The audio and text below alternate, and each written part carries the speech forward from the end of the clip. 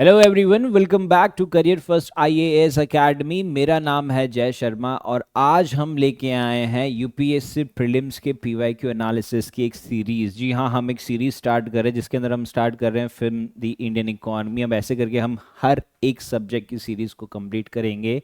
That means कि 2013 से 2024 तक के बीच में जो जो क्वेश्चंस आए हैं उन सब का हम एनालिसिस करेंगे। और सबसे इम्पॉर्टेंट बात ये होती है कि स्टूडेंट्स को ये अवेयरनेस नहीं होती कि हमें एक पीवाईक्यू का एनालिसिस करना है कैसे, राइट क्योंकि स्टूडेंट एक पीवाईक्यू को एक रेगुलर एक्सरसाइज समझते हैं, just like mock test, but it is more about mock test, right. It is more beyond than mock test. यहाँ पे आपको आने वाले साल के एक्सपेक्टेड क्वेश्चंस की थीम आपको पता चलती है, तो ये सारी चीज़ें बहुत ज़्यादा इंपॉर्टेंट है। तो ये सारी चीज़ें हमें कैसे एनालिसिस करना है, ये सब ये वीडियो और ये लेक्चर सीरीज में आपको पता चलेगा, राइट। तो जैसे हम देख रहे हैं कि हम इंडियन इकोनॉमी का स्टार्ट कर रहे हैं विद रिस्पेक्ट टू 2013 से 2024 तक के बीच में। तो अगर हम जल्दी से रिकॉल करते हैं कि हमारे प्रिलिमिनरी एग्जामिनेशन का क्या स्ट्रक्चर रहा है, तो हमें ये पता है कि जीएस पेपर 1 आता है जिसके अंदर 100 क्वेश्चंस आते हैं 200 मार्क्स के, जिसके अंदर कई सारे टॉपिक्स कवर किए जाते हैं from the history, geography, polity, economy, environment, science and tech and current affair. और ये डिटरमाइन करता है एक स्टूडेंट का आउट ऑफ 200 मार्क्स वो कितने मार्क्स लाएगा ताकि वो मेंस में एलिजिबल रहेगा या नहीं रहेगा। फिर जो पार्ट 2 होता है that is the CSAT GS paper 2, जिसके अंदर 80 क्वेश्चंस होते हैं, अगेन 200 मार्क्स। यहाँ पे ये क्वालिफाइंग होता है, राइट। दैट मीन्स आपको इसके अंदर मिनिमम 33% लाने होते हैं। अगर आप 34% भी लाओगे तो भी आप मेंस के लिए क्वालिफाई रहोगे। कंडीशन है कि यहाँ पे आप क्वालिफाई होने चाहिए, राइट। तो इसके अंदर आता है test comprehension, logical reasoning, analytical ability, decision making and basic numeracy, right. So this was just a brief idea जिसके बारे में हमें ऑलरेडी अवेयरनेस है। अब अगर हम एनालिसिस पे आते हैं तो मैं अगर ओवरऑल एनालिसिस देखता हूँ तो यहाँ पे मैं चीज़ समझ पा रहा हूँ कि यहाँ पे हिस्ट्री में से ऑलमोस्ट 15 to 20% तक के क्वेश्चन आते हैं, पॉलिटी में से 10 to 15 आते हैं, देन इकोनॉमी में से भी अराउंड 100 में से 10 to 15 आते हैं, ज्योग्राफी में इस बार 2024 में काफ़ी ज़्यादा इंक्रीज किया गया है, एंड एनवायरनमेंट इकोलॉजी में 2017-18 के बाद से इसका वेटेज सबसे ज़्यादा कर दिया गया। So that mean it is very very important हो गया है। देन साइंस एंड टेक को 10% दिया गया है, और ये जो करंट अफेयर्स है यानी कि कुछ मिसलेनियस टाइप के टॉपिक है जिसके अंदर कुछ स्कीम्स पूछी जा सकती है, कुछ रीसेंट इनिशिएटिव पूछे जा सकते हैं, कुछ बर्निंग इशू पूछ लिया है, राइट। तो वो सारा पूछा जाता है, राइट। तो इसके बेसिस पे हमें एक क्लियर आइडिया आ गया दैट क्वेश्चन डिस्ट्रीब्यूशन का ये रहता है बाय टॉपिक यानी कि बाय सब्जेक्ट रहता है, राइट। बट अब सवाल ये बनता है कि क्या टाइप के वेज है कि हम पीवाईक्यू का एनालिसिस कर सकते हैं। तो सबसे माना जाना जो वेज रहता है यानी कि जो सबसे ज़्यादा लोग एप्लीकेबल में रखते हैं that is the theme based analysis. Now theme based में क्या होता है कि आप क्वेश्चंस को ब्रेक करते हो इनटू रिकरिंग थीम्स, यानी कि हर साल ये टाइप की थीम्स पूछी ही जाती है with respect to the economy. अब इकोनॉमी की हम बात करें तो हम देखते हैं कि बैंकिंग को लेके सवाल आता ही आता है, फिस्कल पॉलिसी को लेके सवाल आएगा, गवर्नमेंट स्कीम्स को लेके सवाल आएगा ही आएगा। तो हमें ये एनालिसिस में क्या करता है स्टूडेंट कि वो आइडेंटिफाई करता है कि ये क्या फ्रीक्वेंसी में हर एक थीम पूछी जा रही है ईयर बाय ईयर। फिर उसके बेसिस पे वो थीम को मोस्ट इंपॉर्टेंट थीम कंसिडर करता है या फिर वो लीस्ट इंपॉर्टेंट थीम कंसिडर करता है, राइट। तो यहां से आप अपना कलर कोडेड टेबल बना सकते हो, चार्ट बना सकते हो जिसके अंदर आप बता सकते हो कि हाई प्रायोरिटी टॉपिक क्या होता है। अब ये यूजफुल क्यों होता है, क्योंकि ये हमें हेल्प करता है कि जो हाई वेटेज एरियाज है उन पे हम सबसे ज्यादा फोकस करें ताकि हम जल्द से जल्द ये एग्जामिनेशन क्लियर करें, right. So this was the theme based analysis. Where जो सेकंड टाइप का एनालिसिस होता है that is static versus dynamic analysis, जिसके अंदर स्टैटिक इन द सेंस यहाँ पे फोकस किया जाता है on the core concepts like GDP हो गया या फिस्कल डेफिसिट होता है, या फिर डायनामिक में आप रखते हो तो आप देखते हो कि जो करंट अफेयर से लिंक किया जाता है, फॉर एग्जांपल जीएसटी हो गया, जीएसटी का इंट्रोडक्शन हो गया, या पीएलआई स्कीम्स हो गई। तो अगर आप स्टैटिक बेस या डायनामिक बेस में आप अपना एनालिसिस करोगे तो आपको पता चलेगा कि दैट आप एक रेशियो बना सकते हो कि डायनामिक से स्टैटिक क्वेश्चन का क्या रेशियो पूछा जा रहा है हर एक साल में। ये यूजफुल क्यों होता है, क्योंकि एक एस्पिरेंट अपनी प्रिपरेशन को बैलेंस कर पाता है between the static material and the current affairs, क्योंकि स्टूडेंट का मेजरली करंट अफेयर में बहुत ज़्यादा इशू होता है कि उनको समझ नहीं आता कि करंट अफेयर में एक्चुअल में हमें पढ़ना कैसा है, जबकि हमें करंट अफेयर को स्टैटिक पोर्शन से कनेक्ट करना होता है। तो अगर आप इस तरीके से एनालिसिस करोगे तो आप स्टैटिक और करंट में एक कनेक्टिविटी, सिनर्जी स्टैब्लिश कर पाओगे। वेर जो थर्ड होता है, थर्ड है कि आप क्वेश्चंस को क्लासिफाई कर दो into easy and moderate and the difficult one. Easy में आप कर सकते हो कि जो वन लाइनर आंसर्स है या जो स्ट्रेट फॉरवर्ड क्वेश्चंस पूछे गए उन पे पूछा गया है। मॉडरेट में कैसा हो रहा है कि आपसे एक्सपेक्ट किया जाता है कि आप वहां पे लिंकिंग स्टैब्लिश करो। फॉर एग्जांपल आप फिस्कल डेफिसिट को लिंक करोगे इन्फ्लेशन के साथ। फिर डिफिकल्ट में आता है कि मल्टी लेयर टाइप के क्वेश्चंस आ जाते हैं, दैट मीन्स कि आपसे एप्लीकेशन बेस्ड सवाल पूछा जाता है, राइट। तो उसके अकॉर्डिंगली आप एक बार ग्राफ या पाई चार्ट बना सकते हो जिसमें आप प्रपोर्शन बता सकते हो कि पिछले 10 साल में इजी टाइप के क्वेश्चन कितने हैं, मॉडरेट टाइप के कितने हैं, डिफिकल्ट टाइप के कितने हैं। तो जब प्रिपरेशन करोगे तो जो सबसे ज्यादा पूछा गया है आप उस पर सबसे ज्यादा फोकस करोगे। ये हेल्पफुल रहता है, क्यों? क्योंकि आप हार्डर क्वेश्चंस को और कैसे टैकल करना है, कितना उनको टाइम देना है, उस पर फोकस कर सकोगे। और आपको ये भी पता चल जाएगा कि आपका वीक एरिया क्या है, उसके अकॉर्डिंगली आप उस पर और ज्यादा मेहनत करोगे। यानी कि आप जो स्ट्रांग एरिया है उसको स्टेबल बनाओगे और जो वीक एरिया है उसको और ज्यादा स्ट्रांग बनाने की कोशिश करोगे, right. So these are the 3 type of analysis. Whereas हम ये हमारी लेक्चर सीरीज में थीम बेस्ड एनालिसिस पे ही ज्यादा फोकस करेंगे, राइट, बिकॉज ये दो थोड़े से ज्यादा कॉम्प्लिकेटेड हो जाते हैं। थीम बेस्ड में हमें एक मेन चीज क्या होती है कि आने वाले साल में क्या टाइप का क्वेश्चन पूछा जाता है ना, वो हमें क्लैरिटी मिल जाती है। क्लैरिटी इन द सेंस कि आपको एक हिंट मिल जाता है कि शायद यूपीएससी ये टाइप का सवाल पूछ सकता है। कैसे? एक एग्जांपल से हम देखते हैं कि एक पीवाईक्यू आया था 2016 में, जहां पे क्वेश्चन पढ़ना ध्यान से, कि क्वेश्चन पूछा गया है with reference to Indian economy consider the following statement regarding fiscal deficit. यानी कि ये सवाल पूछा गया है फिस्कल डेफिसिट, दैट मींस ये क्वेश्चन की थीम क्या है, फिस्कल डेफिसिट इसकी थीम है, ओके। अब इस पे ऑप्शन लिखा गया है कि high fiscal deficit always leads to high inflation, whereas ऐसा नहीं है। It is not always, it can lead to high inflation, but ये ऑलवेज नहीं हो सकता। This is very extreme kind of statement. So statement 1 is wrong, तो ए wrong हो गया एंड सी रॉन्ग हो गया। फिर सेकेंड स्टेटमेंट है fiscal deficit is the gap between the total expenditure and total revenue of the government excluding borrowing. Now this is right, so यहां पे option 2 is correct, okay. अब यहां पे जो हमें पॉइंट क्या समझना है कि जो इनकरेक्ट ऑप्शन है उसका यूपीएससी एक इनडायरेक्ट वे में रीयूज करता है आने वाले साल में। कैसे? क्योंकि यहां पे इनकरेक्ट स्टेटमेंट क्या था कि हाई फिस्कल डेफिसिट से हमेशा हाई इन्फ्लेशन होता है, ये 2016 में पूछा गया है। अब अगर हम इसके आने वाले साल में देखते हैं कि जैसे 2018 में पूछा गया है, again consider the following statement regarding inflation. अब यहां पे आप देखिए कि इनडायरेक्ट रीयूज कैसे करता है। सो पहला स्टेटमेंट है that inflation is caused by an increase in the money supply, yes. Now second statement है that inflation is always associated with high fiscal deficit. Now ये सेम स्टेटमेंट हमें 2016 में भी यूपीएससी ने पूछा था। सो दैट मींस जब मैं पीवाईक्यू का एनालिसिस करता हूं तो अगर मैं उस समय इसका रीजन समझ लेता हूं कि हाँ ठीक है, ये हमेशा नहीं करता है high inflation, that means high fiscal deficit हमेशा हाई इन्फ्लेशन नहीं करेगा, तो मेरे माइंड में क्लैरिटी रह जाएगी that this statement is incorrect, okay. और वही फिर मैं 2018 में देखूंगा, जब मैं एग्जाम दूंगा तो वहां पे मैं ये चीज समझ सकता हूं कि दैट ओके, वापस ये टाइप का सवाल पूछा गया है, यही सेम स्टेटमेंट पूछा गया है, राइट, इसका मीनिंग एकदम सेम है, कुछ चेंजेस नहीं है, तो दैट इज ऑल्सो इनकरेक्ट। तो ये भी इनकरेक्ट हो गया, ये भी इनकरेक्ट हो गया, ये भी इनकरेक्ट। सो करेक्ट आंसर आ गया ऑप्शन सी 1 एंड 3, राइट। हालांकि एलिमिनेशन अब किसी क्वेश्चंस में है, किसी में नहीं है, that is a different scenario. But जो मेरे समझाने का पॉइंट ऑफ व्यू ये है कि आपको पीवाईक्यू एनालिसिस करना कैसे, उस पर ज्यादा फोकस करना है। यूजुअली स्टूडेंट क्या एनालिसिस करता है, वो ये देखता है कि भाई ये पर्टिकुलर क्वेश्चन है, ये पर्टिकुलर क्वेश्चन में जो करेक्ट आंसर है that is option B, okay, वो फिर वो याद करके वो आगे बढ़ जाता है। वेरएज एनालिसिस में आपको ये फोकस करना है कि जो करेक्ट है वो तो है, वो तो यूपीएससी अब नहीं पूछेगा। यूपीएससी क्या पूछेगा कि जो स्टेटमेंट इनकरेक्ट है वो क्यों इनकरेक्ट है, आप उस पर स्टडी कीजिए। तो अगर आपने ये स्टेटमेंट 2016 का पीवाईक्यू रिफर करके समझ लिया होता है, तो हम 2018 में जब हमने एग्जाम दी थी तो उसके अंदर जब वापस ये क्वेश्चन आएगा जिसके अंदर ये पर्टिकुलर स्टेटमेंट रिपीट हुआ है, तो ये क्वेश्चन मेरा करेक्ट होगा। ये सिर्फ एक मैंने एक एग्जांपल दिया आपको, वो भी एक सब्जेक्ट का, दैट इज इंडियन इकोनॉमी।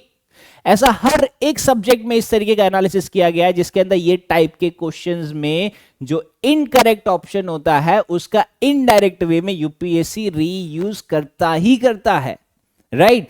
ये जब हम एनालिसिस की पूरी सीरीज कंप्लीट कर लेंगे ना, सीरीज पूरी भी नहीं सही तो मैं अगर बोल रहा हूं कि 2013 से 2016 तक भी अगर आप करोगे आपको उसी में ही ये ट्रेंड दिखने लग जाएगा, राइट। तो इस तरीके से हम कह रहे हैं कि ये बहुत ज्यादा इंपॉर्टेंट है।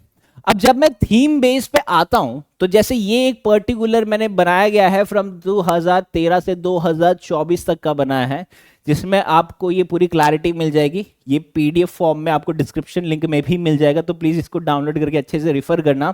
इसके अंदर जो मेन चीजें मैंने हाईलाइट की गई है वो ये है कि जैसे आप देख सकते हैं कि 2013 में ये सारे टॉपिक्स पे क्वेश्चन आए थे, like capital account, inflation, unemployment, liquid asset, open market operation, priority sector lending, demographic dividend, inflation, foreign exchange reserve, again inflation, economic growth, national income, credit system, balance of payment, RBI, bank rate, deficit financing. अब यहाँ पे 2014 में कुछ अलग आए हैं, 15 में अलग है, 16 में अलग, 17, 18, 19, 20, 21, 22, 23, 24 तक के सारा डेटा हमारे पास आ गया है। अब यहाँ पे हमने क्या देख रहे होगे, आप दूसरी चीज जो आप ऑब्जर्व कर रहे होगे कि इसके अंदर कुछ कलर कोडिंग की गई है। कलर कोडिंग में जो थोड़ा सा आपको ऑरेंज कलर का सा कोड दिख रहा है, ये सबसे ज्यादा रिपीटेड थीम आई गई है, दैट इज इन्फ्लेशन। इन्फ्लेशन आप देखोगे कि हर बार कोई ना कोई तरीके से इस पे सवाल बना ही बना है, राइट। अब इन्फ्लेशन को लेके हम देख रहे हैं कि जो बैंकिंग और मॉनेटरी के टॉपिक्स है वो भी वापस रिपीट हुए हैं। For example reserve bank of India के बारे में पूछा गया है, बैंक रेट के बारे में पूछा है, एसएलआर के बारे में पूछा है, अगेन एसएलआर के बारे में पूछ लिया गया है, ठीक है। फिर जैसे मैं यहाँ पे देखता हूँ तो यहाँ पे तो कुछ इस तरीके का कोर बैंकिंग सॉल्यूशन पे पूछा गया है, राइट। देन यहाँ पे अगेन मॉनेटरी पॉलिसी पे डायरेक्ट सवाल पूछ लिया गया है, ओके।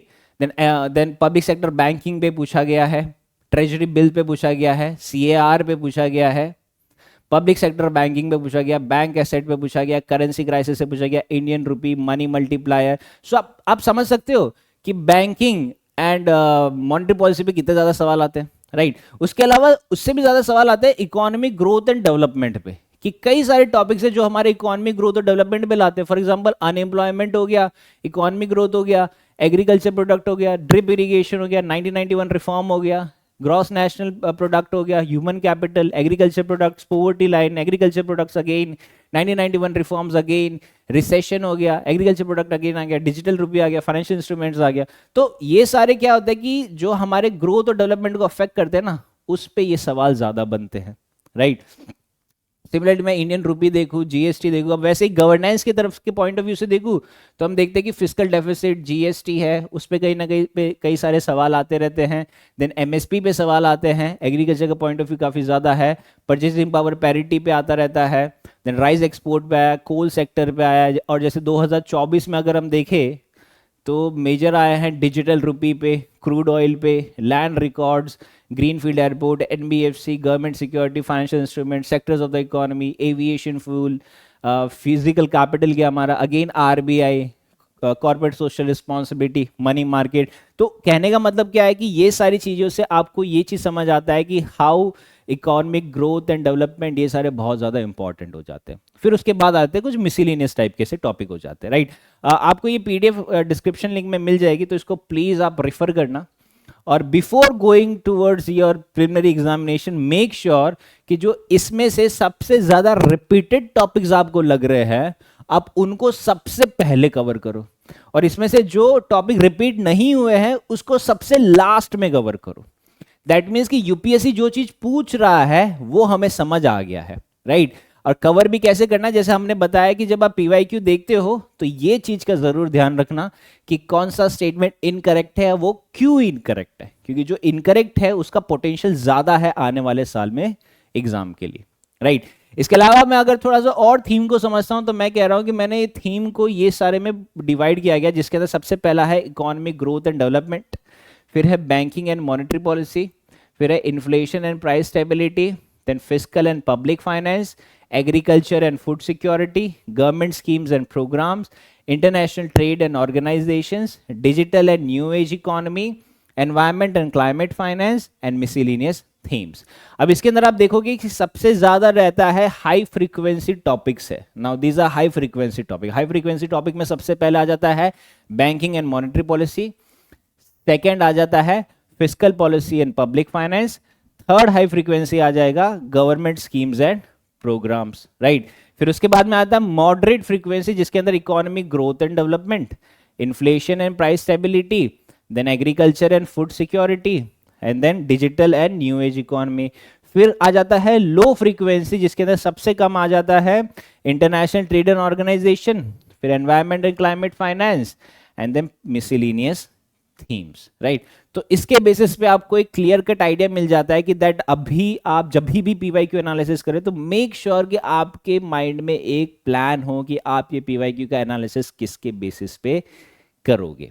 ओके, तो यहां से हमें क्लैरिटी मिल गई है कि किस तरीके से हमें पीवाईक्यू का एनालिसिस करना।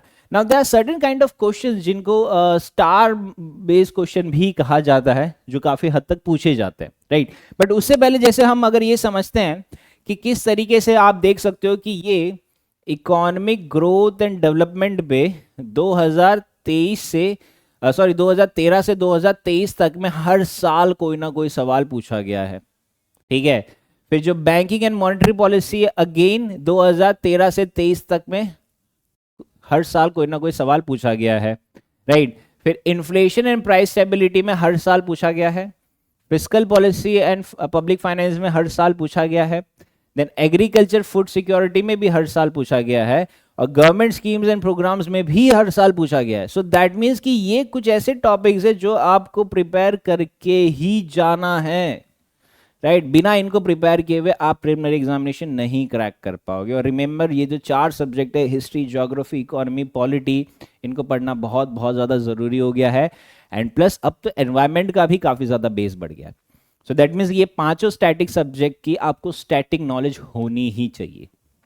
ओके, फिर है इंटरनेशनल ट्रेड एंड ऑर्गेनाइजेशन, फिर digital and new age economy, ये भी रिसेंटली चल रहा है, एनवायरमेंट एंड क्लाइमेट फाइनेंस पे भी चल रहा है, और कुछ आ जाता है मिसलिनियस थीम्स के बारे में, राइट। तो इस तरीके से ये क्वेश्चन का एक एनालिसिस हमें करना पड़ता है।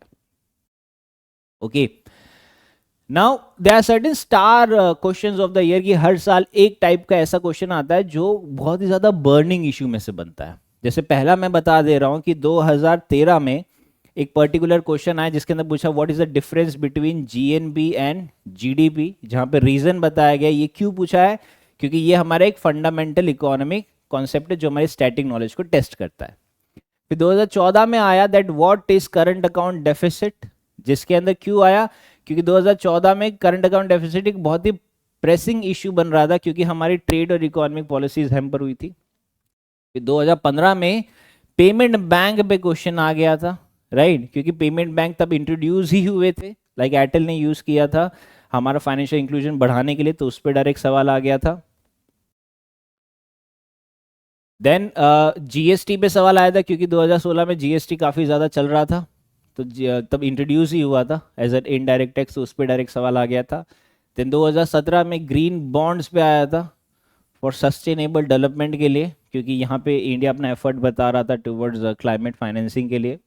फिर 2018 में जब ब्लॉकचेन आया था, क्रिप्टो करेंसीज आई थी, तो ब्लॉकचेन टेक्नोलॉजी पे भी सवाल आ गया था, राइट, कि वो बहुत ज़्यादा प्रोमिनेंट हुआ है। देन 2019 में एक साइक्लिकल और स्ट्रक्चर अनएम्प्लॉयमेंट आया था, क्योंकि यहाँ पे हम कनेक्ट कर रहे थे हमारी मैक्रो इकोनॉमिक थियरी को एम्प्लॉयमेंट चैलेंजेस के साथ। अनएम्प्लॉयमेंट काफ़ी ज़्यादा हाई थी तब, हालांकि अभी भी है। देन 2020 में आया कि बैड बैंक्स क्या है, ठीक है, क्योंकि एक मेजर रिफॉर्म हुआ था एनपीए इश्यूज को टैकल करने के लिए। फिर 2021 में आया था कि आत्मनिर्भर भारत का सिग्निफिकेंस क्या है आफ्टर कोविड-19 रिकवरी, तो यहाँ पे हमारा जो सेल्फ रिलायंस है एंड इकोनॉमिक रेजिलियंस है उस पर सवाल आया गया था। फिर 2022 में प्रोडक्शन लिंक इंसेंटिव पे सवाल पूछा गया था इन बूस्टिंग मैन्युफैक्चरिंग, जो रिफ्लेक्ट कर रहा था कि इंडिया का पुश क्या है for industrial self reliance. Then हमने डिजिटल करेंसी पे सवाल पूछा गया था क्योंकि ये तब बहुत ज़्यादा न्यूज़ में चल रहा था। और अभी 2024 में हमने कार्बन क्रेडिट के बारे में पूछा गया है, जो अगेन हमारा जो कमिटमेंट है ऑफ ग्लोबल क्लाइमेट टारगेट्स उसके अंदर हाईलाइट किया गया था, राइट। तो इस तरीके से हमने समझा कि क्यों थीम बेस करना बहुत ज़्यादा इंपॉर्टेंट है, और इसमें सबसे ज़्यादा इंपॉर्टेंट जब भी आप PYQ रिफर करो तो ये पर्टिकुलर स्टेटमेंट क्यों इनकरेक्ट है। ओके, ये जानना बहुत ज़्यादा ज़रूरी है। Okay then this is it from today's video. In the coming video हम सारा एनालिसिस स्टार्ट करेंगे right from 2013 of economy, Indian economy के लिए। So see you all next time, till then stay safe and study well, thank you.